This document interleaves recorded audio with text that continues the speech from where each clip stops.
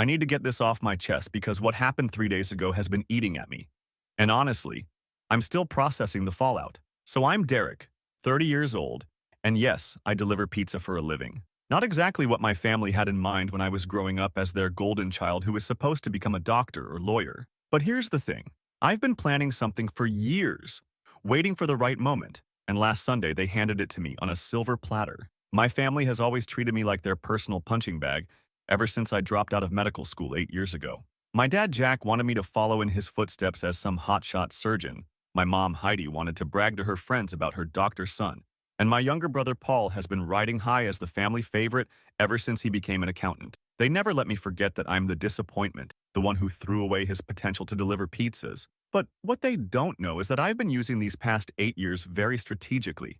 Every family gathering where they mocked me, every holiday where they introduced me as their failure son, every birthday where they made jokes about my job. I've been taking notes and preparing. See, they think I'm just some loser who gave up, but I've actually been building something they have no idea about. I've been dating Lila for 6 months now, and she's incredible. She's a nurse, down to earth, doesn't care that I deliver pizza because she sees who I really am underneath all the family baggage. I'd kept her away from my family for obvious reasons, but she kept asking to meet them and I figured it was time. Plus, I had been waiting for the perfect opportunity to execute what I'd been planning, and bringing her seemed like it would create the exact scenario I needed. Sunday rolls around and I drive over to their house with Lila. She's nervous but excited, asking what she should expect, and I tell her honestly that my family can be difficult, but to just be herself. What I don't tell her is that I'm actually hoping they'll be their usual awful selves because I need them to show their true colors. Mom answers the door and the first words out of her mouth are exactly what I expected. She looks at Lila and then at me and says, "Oh God, you actually brought someone to witness your pathetic life. Not even a hello. Not even pretending to be polite for 5 seconds." Lila's face just drops, and I can see her trying to process what she just heard. We walk into the kitchen and Dad immediately starts in from across the room. He looks at Lila and bellows, "Honey, run while you can." He's 30 and delivers pizza. Then he starts laughing like it's the funniest thing he's ever said.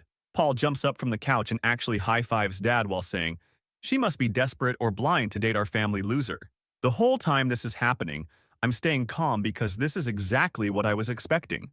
This is exactly what I needed them to do. Lila is standing there completely shocked, probably wondering what kind of family she just walked into, and I'm actually feeling this weird sense of relief because finally, she's seeing what I've been dealing with my whole life. Then Mom decides to really go for the throat. Lila asks about childhood photos on the mantle, and Mom starts laughing this cruel laugh. She tells Lila, "We burned those. Didn't want reminders of our biggest regret." Then she leans in close to Lila and whispers loud enough for everyone to hear, "He wet the bed until he was 16. That was the moment. That was exactly what I had been waiting for. All those years of humiliation, all those family gatherings where they treated me like garbage, all the times they made me feel worthless. It all led to this perfect moment where they showed their true selves in front of someone I cared about." I reach into my jacket pocket and pull out the white envelope I'd been carrying around for months waiting for exactly this kind of situation. I set it down on their dining room table without saying a word. The room goes completely quiet for the first time since we walked in. Then I look at Lila and tell her we're leaving. Dad starts asking what's in the envelope, but I just smile and head toward the door with Lila. Mom is demanding I explain myself, and Paul is trying to grab the envelope, but I tell them they'll figure it out soon enough. We walk out, and I drive Lila home, explaining the whole way that this is why I never brought her around before. 2 days later, my phone starts going crazy. I'm talking 45 voicemails over the course of Tuesday afternoon and evening. The first few are angry, Dad threatening me, Mom demanding I call them back, Paul trying to act like the voice of reason. But by voicemail 15, they're all crying, actual sobbing, begging me to call them back, saying they're sorry and they didn't mean it. The thing is, I've been planning this for so long that their tears don't even affect me anymore. Every cruel comment, every family gathering where they made me feel small, every introduction where they called me their disappointment. It's all been building to this moment where they finally face consequences for how they've treated me. What they found in that envelope is going to change everything for them. And honestly, after 8 years of their abuse, I'm not feeling even a little bit guilty about it. They created this situation with their own actions, and now they get to live with the results. Lila has been texting me asking if I'm okay and if there's anything she can do. She keeps saying she had no idea families could be that cruel to their own children, and she's starting to understand why I am the way I am about family stuff. But she also keeps asking what was in the envelope and what I did to make them so desperate. The voicemails are still coming. Mom left one this morning crying so hard I could barely understand her words. Dad left another one trying to negotiate, saying we can work something out if I just call him back. Paul sent a long text message trying to apologize and explain that they were just joking around. But here's the thing. I'm not interested in their apologies now. They had 30 years to treat me with basic human decency, and they chose to make me their verbal punching bag instead. Now they get to experience what it feels like when someone else holds all the power for once. I know some of you are probably thinking I should just forgive them and move on, but honestly, after what I put in that envelope and what's about to happen to them, forgiveness isn't really an option anymore. They're going to understand exactly how much damage their words and actions have caused, and they're going to face real consequences that go way beyond hurt feelings. The funny part is they thought they were so smart, so superior, making fun of the pizza delivery guy. What they don't know is that their pizza delivery guy has been playing a much longer game than they ever imagined. Update coming soon because this is just the beginning of what they're about to go through. Update 1. Holy crap!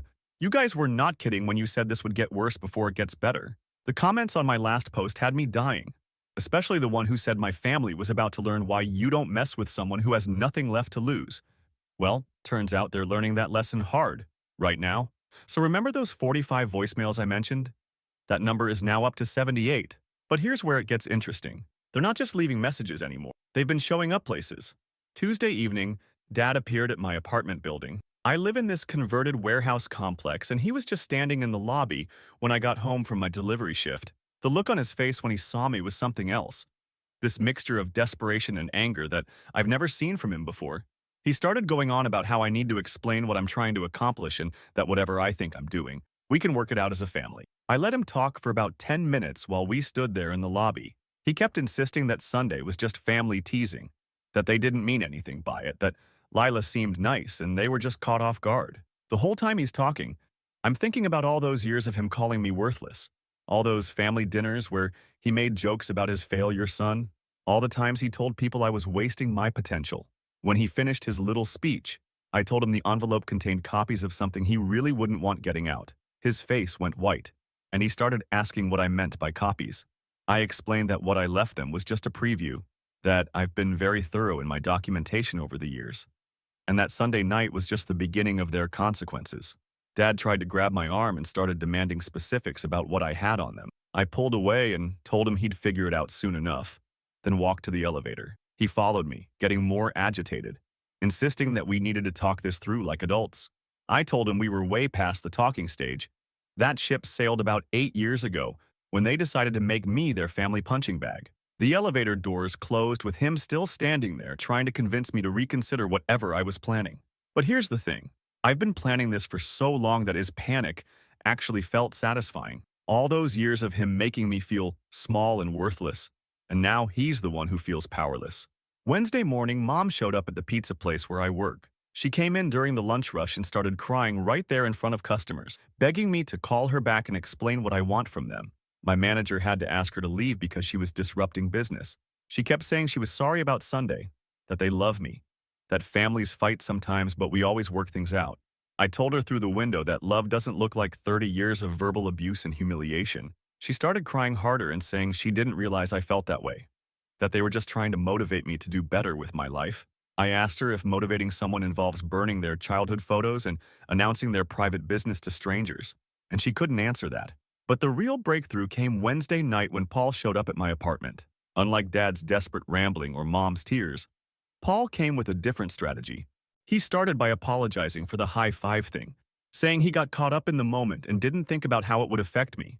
Then he tried to appeal to our brotherhood, talking about how we used to be close as kids.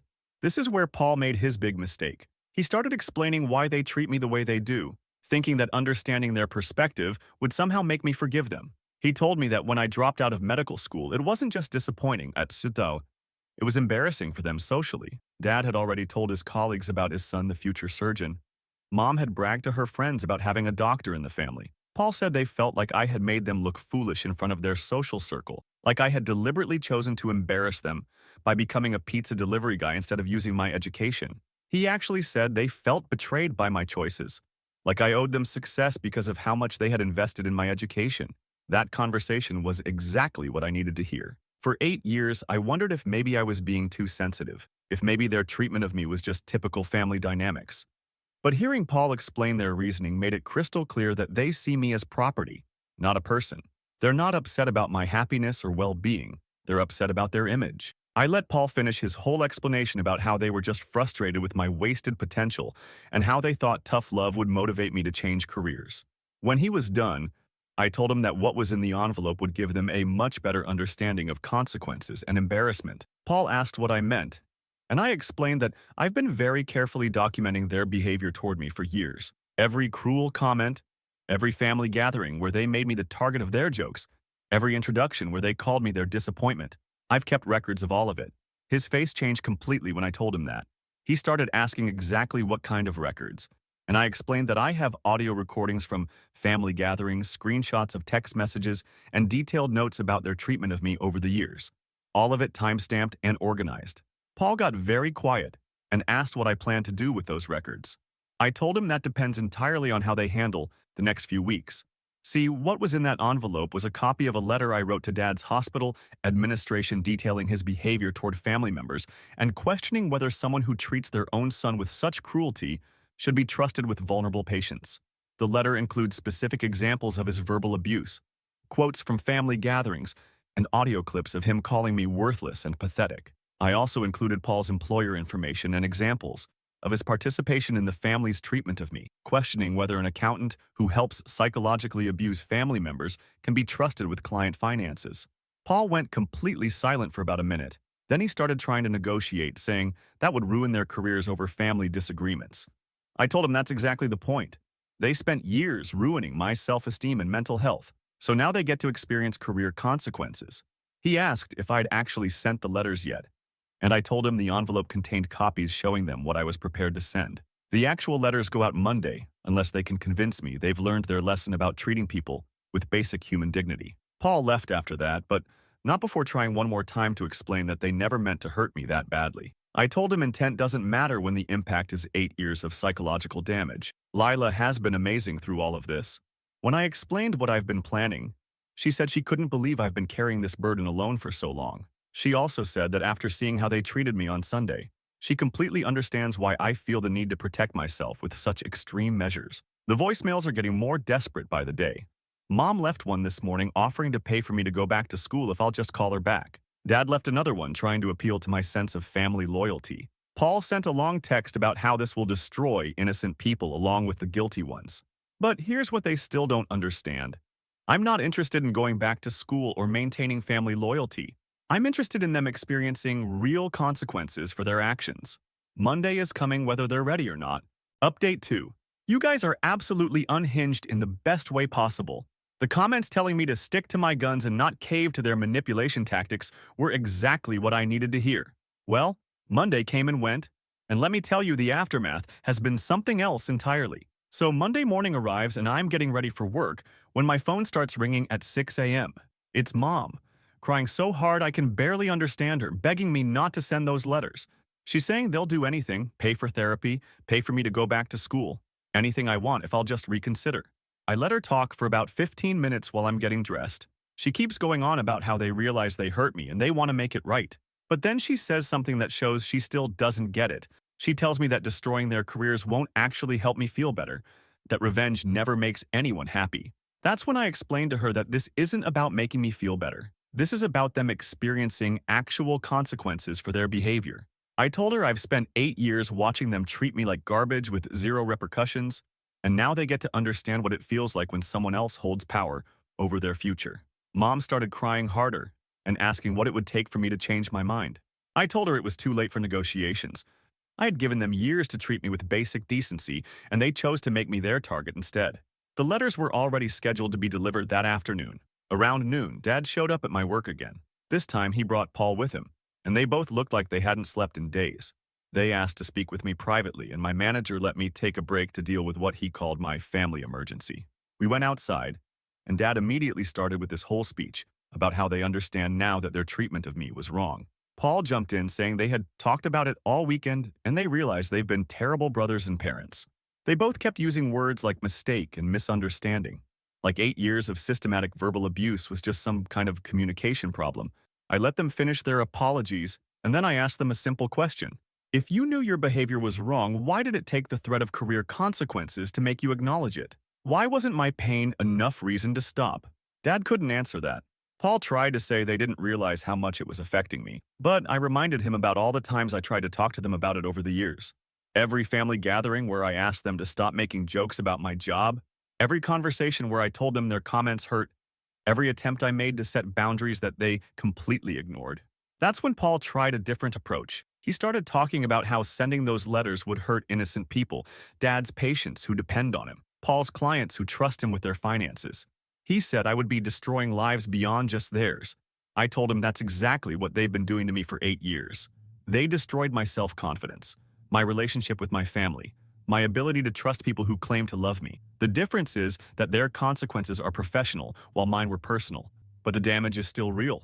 Dad asked if there was anything they could do to fix this, and I told him there was one option left. If they wanted to avoid the career destruction, they could choose the alternative consequence I had prepared instead. Both of them immediately asked what the alternative was, and I explained that I had done extensive research into their finances over the years. See, one thing about being the family disappointment is that people stop paying attention to you. They talk freely around you, leave documents lying around, discuss financial matters like you're not even there. Paul went completely white when I mentioned finances. I told him I knew about Dad's investment account that he's been hiding from Mom for the past 12 years. I knew about Paul's side consulting business that he's been running without reporting the income properly. I knew about Mom's credit card debt that she's been keeping secret from Dad. The look on their faces was priceless. Dad started demanding to know how I could possibly know about his private investments, and I reminded him about all those family dinners where he took phone calls in front of everyone, all those times he left his laptop open while getting drinks, all those conversations he had with Paul thinking I wasn't listening. Paul asked what I wanted from them financially, and I explained that I had already prepared the alternative. If they wanted to avoid the career destruction, they could each pay me $50,000 by the end of the week. Dad's hidden investments were worth way more than that, and Paul's unreported consulting income over the years would cover his portion easily. Dad exploded at that point, calling it extortion and threatening to call the police. I reminded him that everything I knew about their financial situations came from information they freely shared or left accessible. I wasn't stealing anything or breaking any laws. I was simply offering them a choice between public humiliation and private financial consequences. Paul tried to negotiate, saying $50,000 each was too much and asking if I would accept less. I told him the amount wasn't negotiable and neither was the timeline. They had until Friday to transfer the money or the letters would be sent to every relevant professional board and administration. But here's where it gets really interesting, Satwas. I also told them about the third option. If they refused both the financial payment and the career consequences, I had prepared a comprehensive social media campaign documenting their behavior with all the audio recordings, text screenshots, and detailed timelines I had collected over the years. I explained that I had already created accounts on every platform their friends and colleagues use. I had identified their social circles, their professional networks, their community connections. If they forced me to go that route, everyone they know would see exactly what kind of people they really are behind closed doors. Dad asked if I had lost my mind, threatening my own family like this. I told him I wasn't threatening anyone. I was simply giving them choices about how they wanted to handle the consequences of their own actions. They spent years making me feel powerless and worthless, and now they get to experience what it feels like to have someone else control their fate. Paul tried one more time to appeal to family loyalty, saying that even if they were wrong, destroying them wouldn't bring back the years of hurt I experienced. I told him he was right. Nothing could undo the damage they had caused me. But watching them face real consequences for their behavior was giving me something I had never had before. Proof that their treatment of me was actually wrong and not just my imagination. They left after that, but not before Dad warned me that I was making a huge mistake and would regret this for the rest of my life. I told him I had already lived with regret for 8 years while they faced zero consequences for their cruelty. Now it was their turn to live with regret while I finally got some justice. Lila has been incredible through all of this. She told me that seeing how methodically I had documented everything and planned my response showed her a side of me she hadn't seen before. She said she never realized how much strategic thinking and patience it takes to survive in an abusive family situation. It's Wednesday now, and I haven't heard from any of them since Monday afternoon. But I did check Dad's investment account online using the login information I memorized months ago, and there's been no activity. Paul hasn't responded to my text reminders about the Friday deadline either. Honestly, I think they're still hoping this is all some kind of bluff and that I'll back down at the last minute. What they don't understand is that I've been planning this for so long that backing down isn't even an option anymore. Friday is coming whether they're ready or not, and they're about to learn that their pizza delivery guy's son is a lot smarter and more determined than they ever gave him credit for. The countdown continues. Final update. You absolute legends in the comments were right about everything. The ones who said they'd try to call my bluff right up until the last second. The ones who predicted they'd attempt one final manipulation tactic. The ones who told me to stand firm no matter what sob story they came up with. You all called it perfectly. Friday morning comes around and I'm honestly feeling this weird calm that I haven't experienced in years. 8 years of planning, 8 years of collecting evidence, 8 years of waiting for this moment, and it's finally here. At 9 a.m. sharp, my phone rings. It's Dad, and his voice sounds completely different than I've ever heard it. He's not angry or demanding anymore. He sounds broken. He starts by asking if we can meet in person to discuss the situation one more time, and I tell him we can talk on the phone, but the deadline stands. Dad then launches into this long explanation about how they've been talking all week and they finally understand the depth of damage they caused me. He says they realize now that their treatment of me wasn't just family teasing, it was systematic psychological abuse that went on for years. For a moment, I actually thought he might be having a genuine realization. But then he gets to the real point. He tells me they can't come up with the full amount by the deadline. Dad explains that his investment account has most of his money tied up in long-term holdings that would take weeks to liquidate. Paul says his consulting income isn't as much as I calculated, and he can't access that kind of cash immediately. I tell Dad that sounds like a planning problem on their end, not a deadline problem on mine. I remind him that they've had all week to figure this out, and I had given them multiple options for handling the consequences of their behavior. That's when Dad tries to negotiate again. He says they can get me $20,000 total by end of business Friday, and the rest over the next few months. He promises they'll never treat me badly again. Says they'll include me in family decisions, treat me with respect, whatever I want. I tell him that ship sailed 8 years ago when they decided to make me their verbal punching bag instead of treating me like family. I explain that this isn't about money or respect anymore. This is about them experiencing real consequences for their choices. Paul gets on the phone at that point and his voice is shaking. He tells me that losing their careers over this will destroy everything they've worked for their entire lives. He says Dad's patients depend on him and that Paul's clients trust him with their life savings. He's practically begging me to reconsider. I ask Paul if he thought about any of those consequences when he was high-fiving Dad for mocking me in front of my girlfriend. I remind him that they had decades to consider the consequences of treating their own family member like garbage. But they chose to continue anyway. Paul starts crying on the phone and asks what it will take for me to show them mercy. I tell him I showed them mercy for 8 years by not exposing their behavior to the world. I showed them mercy every time I came to family gatherings despite knowing I'd be humiliated. I showed them mercy every time I tried to maintain a relationship despite their verbal abuse. Dad gets back on the phone and his voice changes again. He starts getting angry, telling me that I'm destroying innocent people to get back at them. He says the punishment doesn't fit the crime, that family arguments don't deserve this level of retaliation. That's when I remind him about the envelope. I tell him to go get the letter I left them that Sunday and read it again. I explain that everything I'm doing to them is carefully designed to match what they did to me, just transferred to the arena where they actually care about the consequences. Dad goes quiet for about 30 seconds, then comes back and admits he threw the letter away without reading it because he was too angry. I tell him that letter explained exactly why I was taking these actions and what the timeline would be. If he had bothered to read it instead of just demanding I call him back, he might have understood earlier what he was dealing with. I give them until 5 p.m. to transfer the money or I start executing the alternative plans. Dad hangs up on me. 3 o'clock rolls around and my phone rings again. This time it's Mom, and she's completely hysterical. She's sobbing so hard I can barely understand her, but I catch enough to know that she's begging me not to destroy their lives. She keeps saying she's sorry, that she never meant to hurt me that badly, that she didn't realize how serious the damage was. I let her cry for a few minutes, and then I tell her something I've been wanting to say for 8 years. I explain that every family gathering where they made me the target of their jokes, I would go home and question whether I was being too sensitive. Every introduction where they called me their disappointment, I wondered if maybe they were right and I really was worthless. Mom starts apologizing more frantically, saying they were just frustrated with my choices and didn't know how else to express it. I tell her that frustration is feeling disappointed when someone makes choices you disagree with. What they did was systematic humiliation designed to make me feel worthless as a person.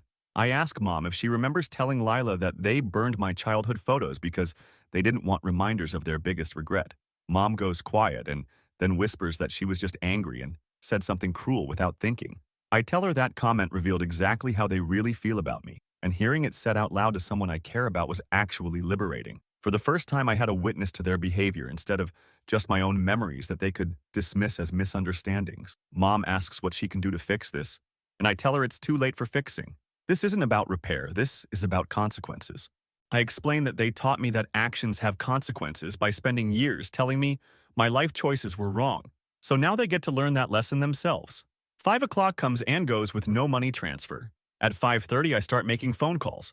First call goes to Dad's hospital administration with my prepared complaint about his treatment of family members and concerns about his ability to show compassion to vulnerable patients.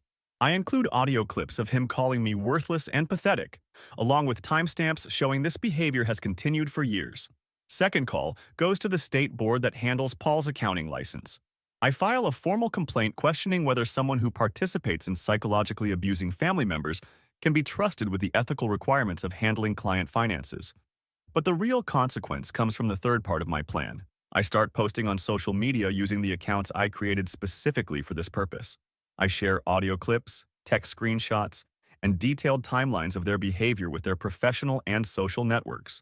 The first post goes on Facebook with a photo of me in my pizza delivery uniform and the audio clip of Dad telling Lila to run because I'm 30 and deliver pizza. I tag his hospital, his medical colleagues, and several family friends. The caption explains that this is how my father talks about his son to strangers. The second post goes on Instagram with the screenshot of Paul's high five comment and an explanation of how my brother celebrates humiliating me in front of people I care about. I tag his accounting firm and several of his clients whose social media I had identified over the years. The third post is the nuclear option. I post the audio clip of Mom saying they burned my childhood photos because they didn't want reminders of their biggest regret. I include a detailed explanation of how this represents 8 years of systematic psychological abuse disguised as family dynamics. Within 2 hours, my phone starts ringing again. This time, Dad sounds completely defeated. He tells me the hospital administration called him for an emergency meeting Monday morning. Paul texts me that his firm's managing partner wants to discuss the social media posts first thing Monday. But the most satisfying call comes from Mom. She's not crying anymore. She sounds completely broken. She tells me that 12 of their family friends have called, asking about the social media posts. 3 of their neighbors saw the Facebook post. Dad's medical colleagues are sharing the audio clips in their group chats. I tell Mom that now they understand what it feels like when everyone you know sees how you're really treated by people who claim to love you.